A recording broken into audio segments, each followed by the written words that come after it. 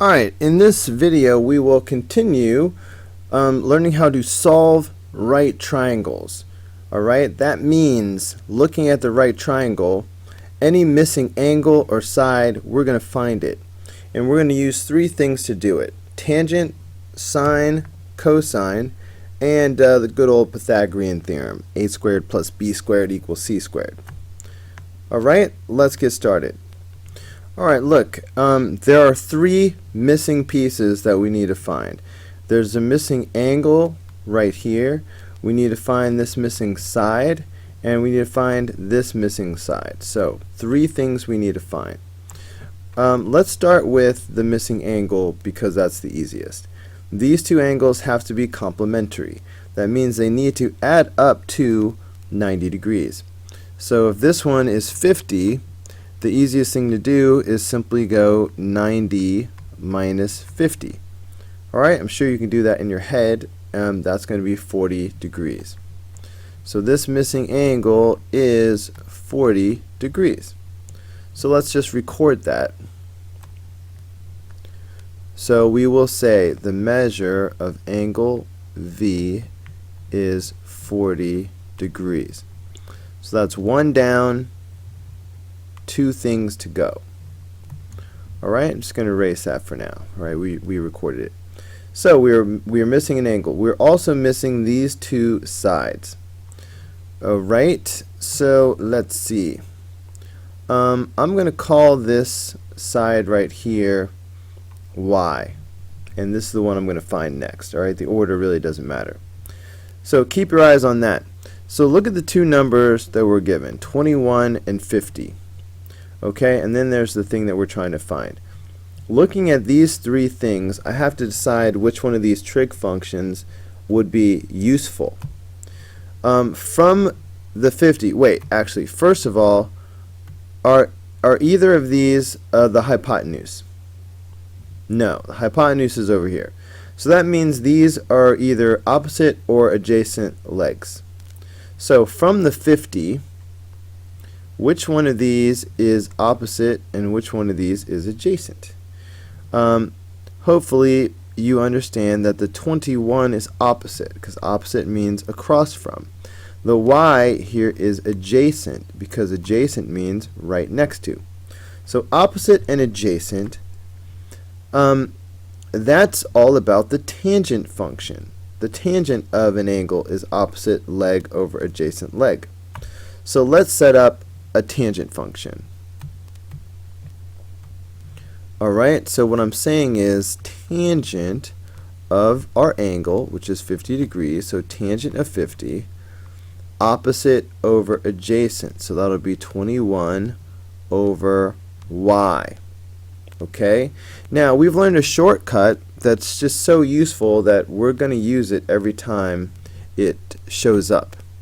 And that shortcut is when you have the variable in the denominator like this and it's set equal to a number, a shortcut is that you can exchange and swap these two expressions. You could put the y here and the tangent 50 here. Now you could cross multiply or do a bunch of other things, but this comes up often enough that it's worth just getting comfortable with the shortcut. So I'm going to put the y out here. Alright, and this only works with the denominator. I can't go swapping with the numerator ever. So I'm going to have 21 over tangent 50. Kabam. And I could just put this right in my calculator. 21 over tangent 50. So that'll be like this, 21 over tangent 50.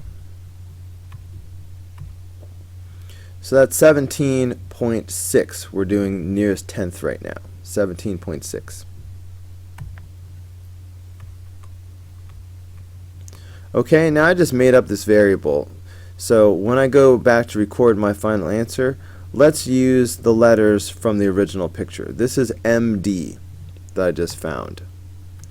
Okay, so what I just found was the length of side MD is 17.6.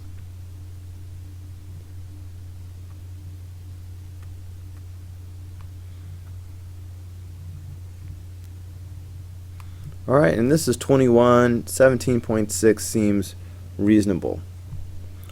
Alright, so that's 2 down, 1 to go. We still need to find VD right here. Now, you might be tempted to do the Pythagorean theorem using the 21 and the 17.6. I would encourage you not to do that if you can avoid it.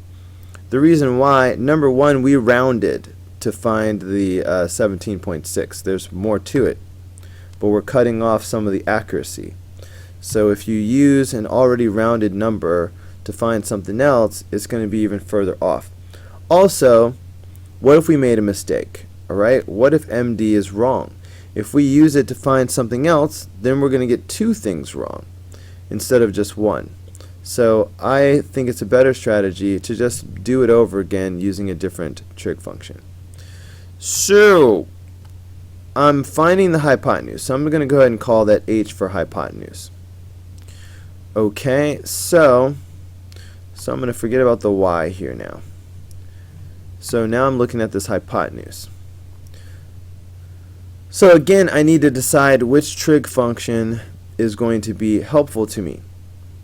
So I've got the hypotenuse I'm dealing with, and this 21 is still opposite for the 50 degrees.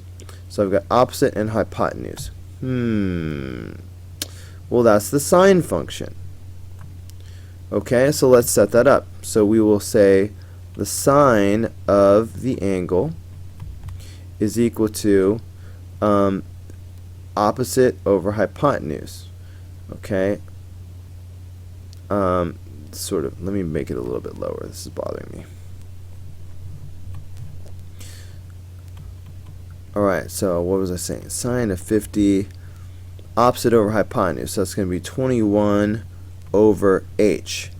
Once again, time for the shortcut. When I see the variable is in the denominator, it would be very useful to reverse these 2 expressions. Alright, if I do that, then I'm going to immediately get h by itself. So we'll have h is equal to 21 over sine 50. Okay?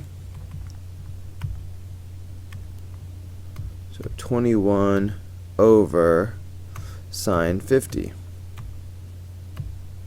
So that's going to be 27.4.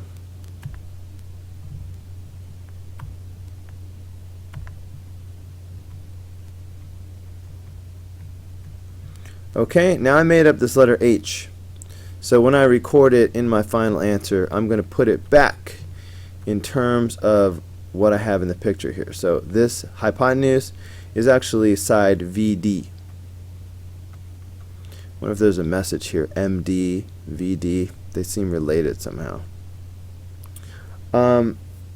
Anyway, so VD is going to be 27.4.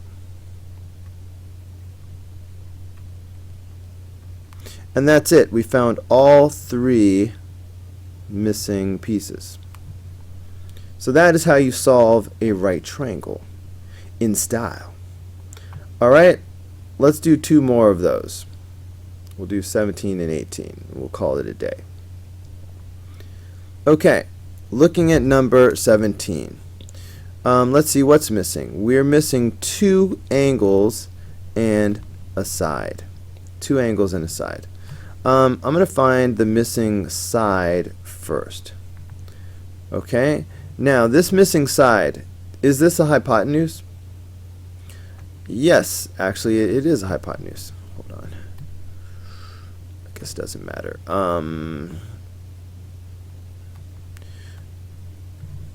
Okay, that's the hypotenuse. We are given both of the other legs, both of the other sides. We do not need tangent sine or cosine to find this. What we need is good old-fashioned Pythagorean theorem.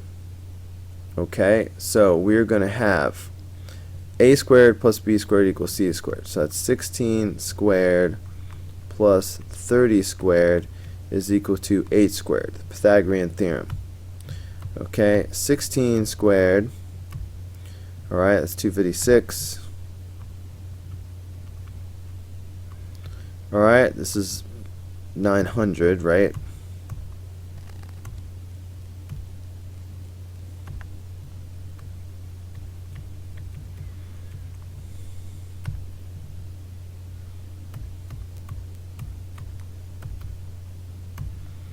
So that's 1,156.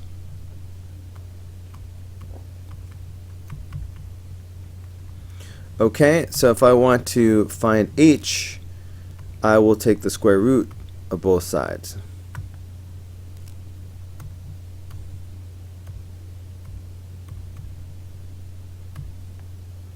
Oh, that comes out to be exactly 34. How about that?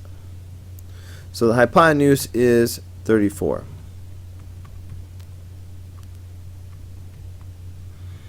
Okay, so let's see, where shall I record my answers? I think I'll put them right here. So the hypotenuse is actually TA. Alright, so TA turned out to be 34. So, good. 1 down, 2 to go. Now we need to find one of these angles. It doesn't really matter which one you pick. I will find angle T. Alright? It really doesn't matter which one you start with. But say if we try to find angle T, then also look at the two numbers that were given.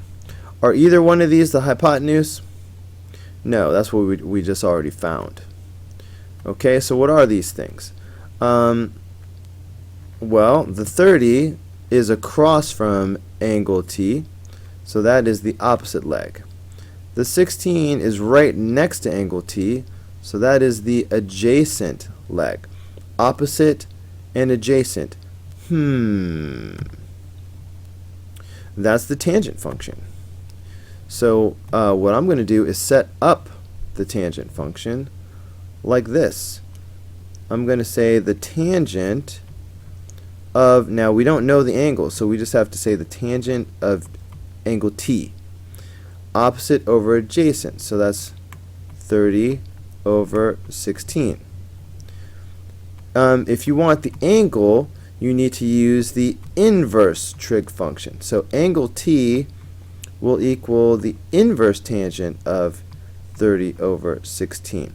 I could have reduced this down to what, 15 over 8 if I wanted to. You can't skip any of these steps, by the way. I need to see this setup and then the inverse, and then you can write the answer. Alright, you can put this in your calculator. Inverse tangent of 30 over 16.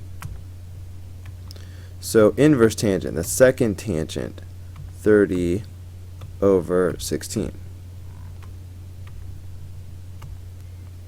Okay, so that is 61.9 degrees.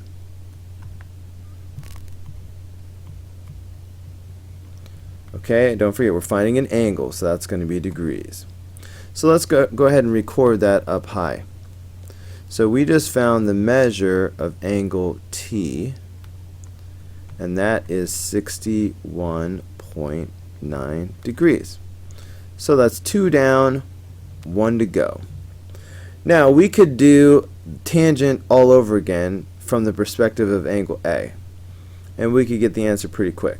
But if we are very, very confident of our answer for T, then we can do the shortcut, because these two angles are complementary, angle T and angle A. So if angle T is 61.9, alright, then to find angle A, we should be able to just subtract from 90. Alright, 90 minus 61.9.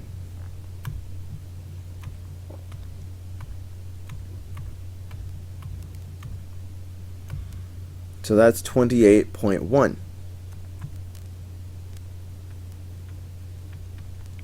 Alright, so that would mean the measure of angle A is 28.1 degrees. And there we have solved this right triangle, all three pieces. Okay, let's do one more of these, and that will be the end of the video. Okay? And of course, I encourage you to pause the video and do these problems by yourself. As soon as you feel like you understand something, never watch when you can do. That's what I say. Alright, so what are the missing pieces of information? Again, we're missing both of these angles. So you can bet we're going to wind up using some inverse trig functions. We're missing those, but we're also missing this side. So these are the three things we must find. Alright, the order doesn't really matter, but I'm going to find this missing side first. Okay, I'm going to call this x, and I'm going to find it. So, I've got this, this, and this. When I have 2 out of 3 sides of the right triangle, I don't need tangent, sine, or cosine to find the third side. What I need is good old-fashioned Pythagorean theorem. So that's what I'm going to do. A squared plus b squared equals c squared.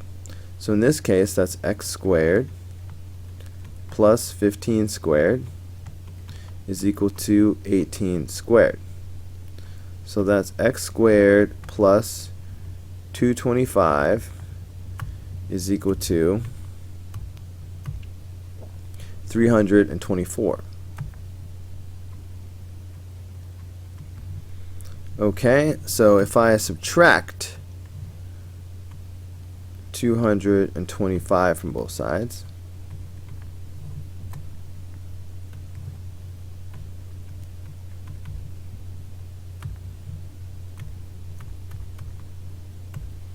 so I've got 99. And then, of course, I would take the square root of both sides.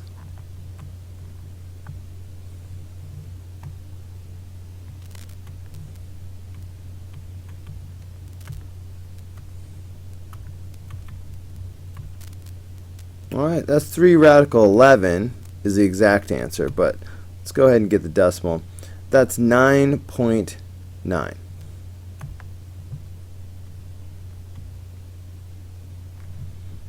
Okay, so we found x, but that's really side UM, so that's the way I'm going to record it in my final answer. So we just found that the length of UM is 9.9.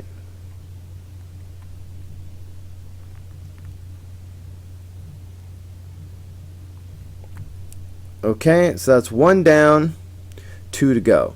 So the 2 things I still need are these angles. So let's forget about this for a while. So let's find one of these. Let's find one of these angles. Doesn't really matter which one you do. Okay, I'm going to find angle U. Kind of rhymed. Okay, are either one of these the hypotenuse? Yeah, the 18 is the hypotenuse. Okay, what about 15? Is this opposite or adjacent from U? Look, 15 is way over there, so that is opposite. Alright, adjacent would have been closer. So we've got the opposite leg and the hypotenuse. What is that? That's the sine function. So let us set that up. So we'll set it up this way. Sine of, no, we don't know the angle, so we'll just have to say sine U is equal to opposite over hypotenuse. So that's 15 over 18. Now, if you want to find the angle, the missing angle, you need inverse trig functions. So you write, okay, angle U will equal the inverse sine of 15 over 18. Inverse sine. And then you can go ahead and write the final answer. Okay, so inverse sine. So second sine, 15 over 18. That's 56.4 degrees.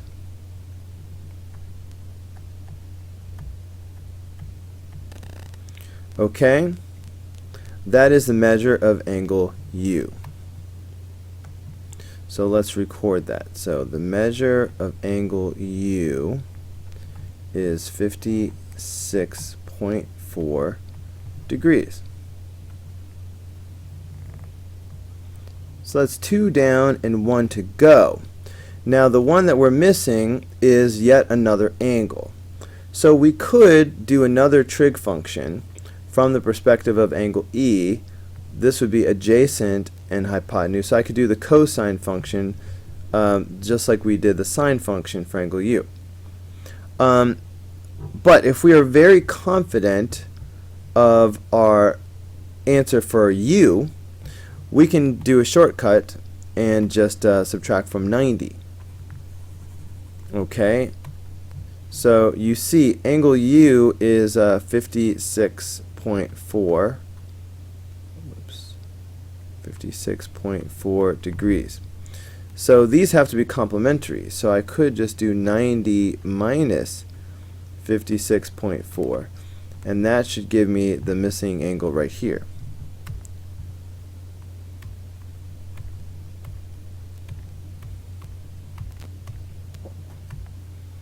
So that is 33.6. So that would be the measure of angle E.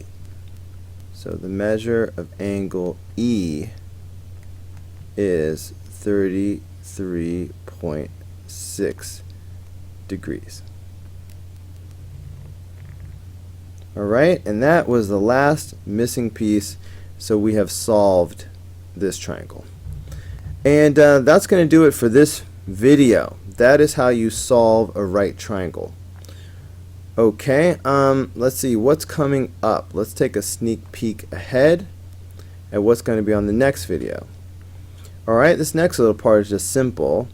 Alright, just simply using inverse trig functions to find the missing angle. That probably won't take the whole video.